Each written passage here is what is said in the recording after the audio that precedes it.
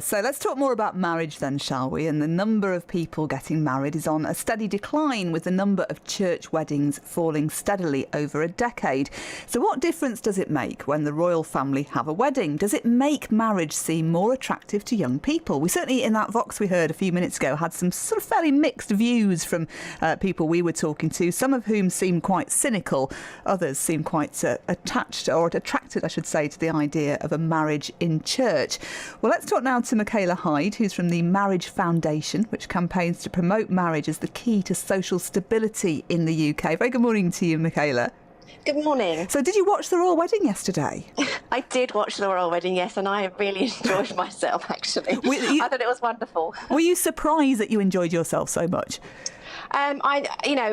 Bottom line is I'm a bit of a soppy person, quite emotional. Aww. So I do tend to get kind of moved by these things. And my kids actually were watching me and thinking, "What's Mum doing?" But no, I was moved by it. And I think as well, when I've been married 19 years this summer, and you sort of also there is a little bit of you that connects and relates to it, and makes you think about your own relationship. So there's a little bit of that comes into it as well, I think. What about the effect on the wider public? I mean, you didn't hear the sort of interviews that we did with people in Sheffield, but there was a bit of sort of mixed results really in terms of the effect of a big royal wedding on the general population. Some of them were very cynical and said they weren't going to watch. I bet they did, really. Yeah. And others seemed really quite excited about it. Yeah, I think partly, on the whole, most people, even if you're not a royalist, would wish them well at the very least. But I think lots of people have fallen in love with Harry and Meghan. But I think actually, if we want to think about, okay, will this have an effect? What kind of impact will it have on marriage rates? Our sort of most recent sort of comparison really goes back to 2011 when William and Kate got married. Now, that was obviously a big royal affair, and everyone sort of loved it and got involved, etc.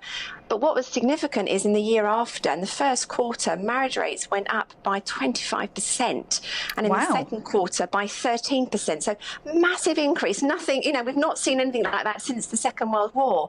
So clearly it had a huge impact. And I would imagine that the way that the nation have fallen in love with Harry and Meghan, that we'll see similar effects on marriage rates. Do you think, though, that a royal wedding has that kind of impact for the right reasons? Or is it, as I think one person was saying in the piece a few minutes ago, that actually, it looks really beautiful and really pretty on the television, and people think, I'm not going to be able to get married in Windsor like they did and have a massive, a huge national affair, but I can have something that looks beautiful and I can dress up in a big white dress and it's all going to be wonderful. Do they do it for the right reasons, or is it just for the day itself? I think obviously part of that sort of, the idea of getting married, for me, as a female, when I was younger, definitely the idea of having the pretty dress, etc., is there. But I think actually the bottom line is the big significant difference with choosing marriage over any other kind of relationship is actually from the outset, two people are making that decision to commit to each other for the rest of their lives in a way that they wouldn't in any other relationship. So, from the very outset, you sit down together and you say, let's do this. We're going to try and do this. We're going to try and make this work. And I think as well, the cost of weddings and all that sort of thing can sometimes be off-putting. And I think that if when we're getting married and choosing marriage, don't spend a fortune, don't get yourself into debt. The day is about you and your partner choosing to be together, with family there affirming you. In fact, guests being there is an indicator that the marriage is more likely to work in terms of our stats. Actually having your family there affirming that relationship.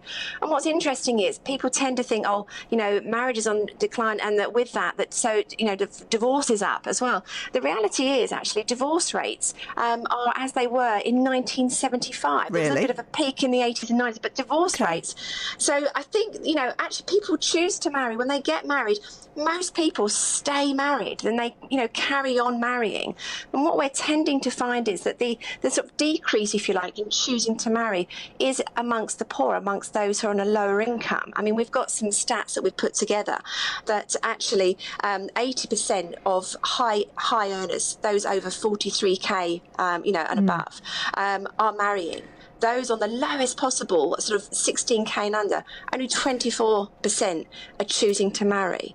And, you know, for me, there's a real sense of injustice in that, because it means that the higher income earners are reaping the benefits of stability, which is what marriage offers in a way that nothing else does. And the poorer on the lower income, they're missing out. They're not reaping those benefits. They're not seeing the, you know, the positive impact that can be for their children and going on, you know, generation after generation. So, you know, actually, I think that when people look at a wedding, they think, oh, it's all pomp and ceremony.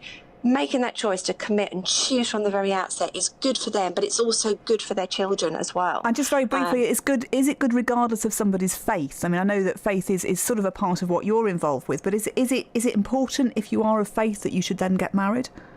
I think anybody, any faith, choose marriage. And, you know, certainly the Marriage Foundation doesn't stand out and say we're this, we're that or the other. They say we're about commitment and marriage for the best, for the, you know, for the nation, for the, you know, for children, for future life chances. It's about improving those future life chances.